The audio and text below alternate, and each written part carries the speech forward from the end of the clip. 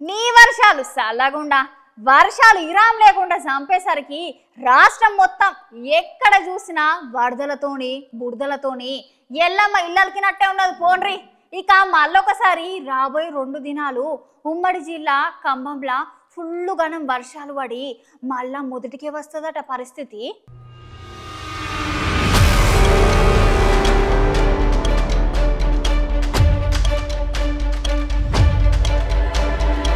ఈ వానల గురించి ఎన్ని రోజులు చెప్పినా కూడా జనాలందరికీ తిప్పలైతే తప్పలేవు గానుల్లా. అటు ఆంధ్రప్రదేశ్లో ఇటు తెలంగాణలో సర్కార్ అయితే సహాయక చర్యలు ఎంతగానో చేపట్టినా కూడా ఎక్కడో దగ్గర చిన్న లోటుపాట్లు అయితే జరుగుతున్నాయని వాన వల్ల నష్టపోయిన జనాలందరూ అంటున్నారు. ఇప్పటికే మన తెలంగాణలో మస్తు జిల్లాలలో చాలా జాగాలలో వర్షాలు కొట్టి నదులు నిండిపోయి చెరువుల కలుగులు వారి అనకట్టలు తెగి జనాలు అష్ట కష్టాలు వాడి ఆకలి కేకలతోటి అలమటిస్తున్నారు గానుల్లా. గట్లాంటిది ఇప్పుడు మళ్ళీ మన తెలంగాణ రాష్ట్రంలో ఉమ్మడి ఖమ్మం జిల్లా ఉన్నది కదా. పాపంగా జిల్లాకైతే మళ్ళోసారి వర్షం తిప్పలు తప్పేటట్టు లేవు అని వాతావరణ శాఖ అధికారులు చెబుతున్నారు. ఎందుకంటే రాబోయే 2 రోజుల్లో అతి భారీ వర్షాలు పడతాయని ముందుగానే జనాలందరికీ హెచ్చరిస్తున్నారు. నిన్న రాత్రి నుంచి వెళ్ళి కొన్ని జాగాలలో బట్ట తడుపు చినుకులు పడేసరికి జనాలు బయటకు వచ్చే పరిస్థితులు అయితే కనబడతలేవట.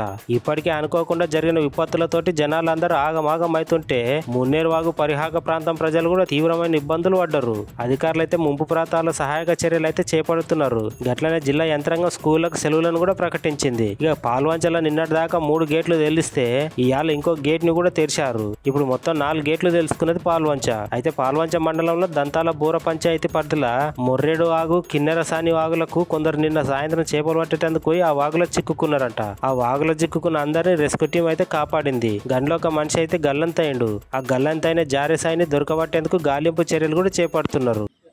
కొత్తగూడెం నియోజకవర్గంలోని కిన్నెరసాని ప్రాంతంలో ఇవాళ పెద్ద ప్రమాదం జరిగింది.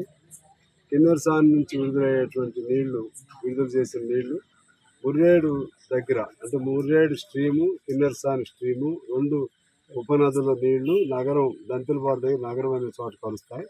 అక్కడ ఒక ఐలాండ్ ఉంది. ఐలాండ్ అంటే చుట్టూ నీళ్లు ఉంటుంది, మధ్యలో ఒక దీవిలాగా గుట్టలాగా.